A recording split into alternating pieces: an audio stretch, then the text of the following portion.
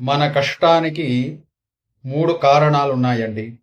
మీరు పూర్తిగా ఈ వీడియో చూస్తేనే అర్థమవుతుంది. మొట్టమొదటిగా మన పితృదేవతలను మర్చిపోవడం. మన ఇంట్లో పూర్వీకులు మరణించిన వారిని మర్చిపోతూ ఉంటాం. వారికి సరిగ్గా శ్రాద్ధ కర్మలు చేయకుండా ఉంటున్నాం. దయచేసి ప్రతి ఒక్కరికి విజ్ఞప్తి చేస్తున్నా, పితృకర్మలు ఖచ్చితంగా ప్రతి ఇంట్లోనూ జరగాలి.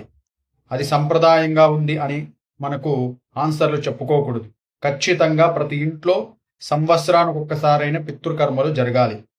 అలాగే కులదేవతను, ఏ పూజలో అయినా కులదేవతను స్మరించడం చాలామంది చెయ్యరు.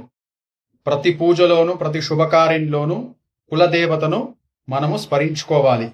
మూడవది ఆధ్యాత్మిక గురువు. మనల్ని ఆధ్యాత్మిక మార్గంలో నడిపించిన గురువుని మర్చిపోకూడదు. ఎల్లప్పుడూ వారిని కూడా స్మరించుకోవాలి. స్వస్తి.